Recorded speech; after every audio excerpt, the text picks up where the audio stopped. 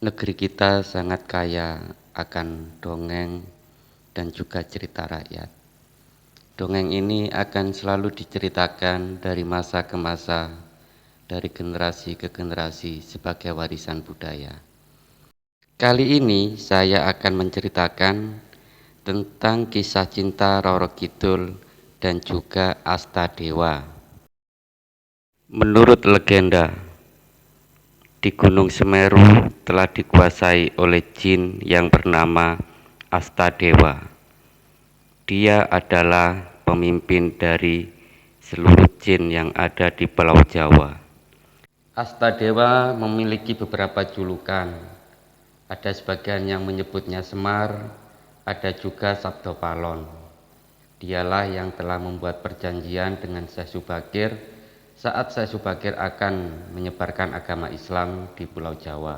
Tetapi kali ini saya tidak akan bercerita tentang perjanjian itu, tetapi saya akan menceritakan tentang kisah cinta Roro Kidul dan juga Astadewa. Kisah ini dimulai saat Astadewa mendengar tentang kecantikan Roro Kidul. Karena penasaran, akhirnya Astadewa berubah wujudnya untuk menjadi seorang pemuda yang sangat gagah dan tampan. Akhirnya pergi Astadewa ke Laut Selatan untuk mencari Roro Kidul. Dia memacu kudanya menyusuri pantai Laut Selatan. Dan benar saja, bukti cinta pulang pun tiba. Roro Kidul saat itu sedang berkuda di atas ombak yang bergelora, diikuti oleh nah laut. Astadewa pun sangat terpesona atas kecantikan Roro Kidul.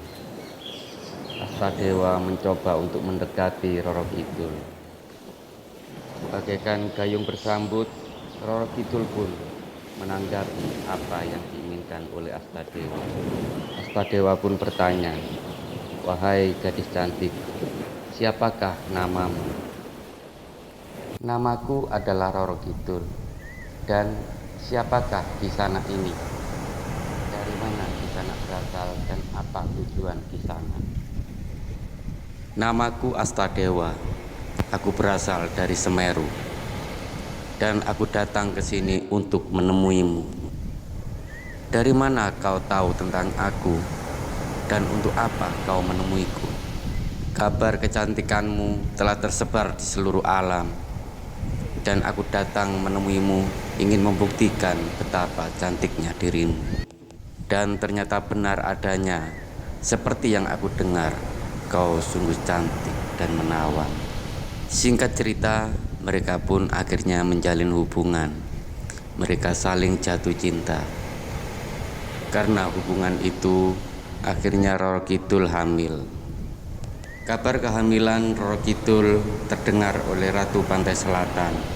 Buat Ratu Pantai Selatan sangat murka, dan dia segera memerintahkan seluruh pengikutnya untuk mencari siapakah yang harus bertanggung jawab atas kehamilan Roro Kidul.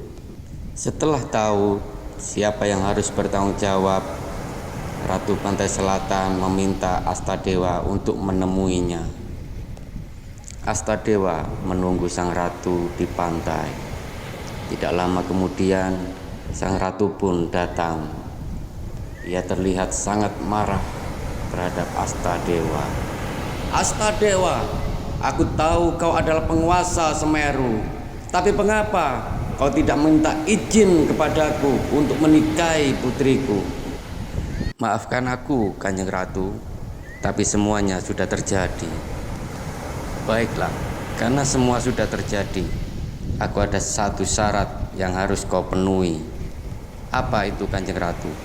"Jika suatu saat bayi itu lahir, jika perempuan maka akan aku bawa, dan jika laki-laki maka aku akan membunuhnya." Astadewa terkejut saat mendengar syarat yang diajukan oleh sang ratu. Tentu saja dia tidak menyetujuinya, dan mereka pun terlibat perdebatan yang sangat panjang. Karena tidak ditemukan kesepakatan, akhirnya mereka pun bertarung Konon menurut legenda mereka bertarung selama 7 hari 7 malam. Pertarungan itu terjadi sangat sengit dan tidak ada satupun dari makhluk pengikut mereka yang berani menghentikan ataupun mendekat. Karena tidak ada yang kalah atau menang, akhirnya mereka sepakat untuk menghentikan pertarungan itu. Dengan murka, sang ratu akhirnya meninggalkan Astadewa. Seraya dia berkata, "Aku akan tetap menjalankan syarat yang telah aku ajukan." Astadewa hanya terdiam melihat kepergian sang ratu. Beberapa bulan kemudian, Roro Kidul pun akhirnya melahirkan seorang bayi perempuan. Astadewa mengatakan kepada Roro Kidul, "Karena bayi kita perempuan, maka kita harus menyerahkan kepada sang ratu sesuai dengan syarat yang telah diajukan." Sebagai seorang ibu, Roro Kidul sebenarnya berat untuk menyerahkan anaknya kepada sang ratu. Namun, dia tidak berani melawan kehendak sang ratu. Sang ratu pun tiba dengan kereta kencananya. Astadewa dan Roro Kidul menyerahkan bayi itu kepada sang ratu. "Aku akan membawa putrimu, Roro Kidul. Meskipun kau tinggal bersama di pantai selatan, kau tidak akan pernah bisa menemui putrimu sebelum dia berusia 100 tahun. Itu sebagai hukuman kelancanganmu karena telah melangkahiku." Setelah berbicara seperti itu, sang ratu pun menghilang bersama deburan ombak. Tapi ternyata sebenarnya Roro Kidul memiliki bayi kembar yang lahir sehari setelahnya. Dan bayi itu lahir laki-laki tanpa sepengetahuan sang ratu. Roro Kidul menyerahkan bayi itu kepada Astadewa. Mereka sangat bahagia tapi juga merasa sangat ketakutan. Akhirnya Astadewa memiliki rencana untuk membawa anak itu ke Semeru. "Demi keselamatan bayi ini, aku akan membawanya ke Semeru." Roro Kidul pun menyetujuinya. Astadewa pun bergegas menuju Semeru membawa bayi itu. Tapi sebelum itu, tidak lupa Astadewa memberi nama anak itu. "Aku beri nama anak ini Jaya Dharma. 100 tahun nanti akan aku perintahkan dia untuk mencarimu dan untuk mencari saudaranya."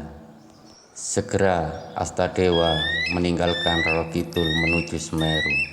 Sesampainya di Semeru, Astadewa memanggil kedua anaknya, Joyo Menggolo dan Joyo Wiseso. Mereka adalah anak Astadewa dengan naga hitam, penguasa sungai. Astadewa menyerahkan anak itu kepada mereka dan memerintahkan mereka untuk membawanya ke Gunung Lawu. "Rawatlah Jaya Dharma saudaramu. Bawalah dia ke Lawu. 100 tahun kemudian bawa dia untuk menemuiku." Joyo Menggolo dan Joyo Wiseso pun tidak berani menentang perintah ayahnya. Segera bergegas mereka membawa Jaya Dharma ke Gunung Lawu. Astadewa pun kembali ke wujud aslinya sebagai penguasa Semeru. Sementara Roro Kidul tetap tinggal di Laut Selatan. Meskipun dia tinggal di Laut Selatan, dia tidak bisa menemui putrinya yang telah diberi nama Dewi Angin-Angin. Demikianlah kisah cinta Roro Kidul dengan Astadewa. Terima kasih telah menyaksikan video ini. Dan jangan lupa dukung channel saya dengan tekan tombol subscribe, like, dan share. Semoga dongeng ini bermanfaat. Sampai jumpa di dongeng-dongeng selanjutnya. Wassalamualaikum warahmatullahi wabarakatuh.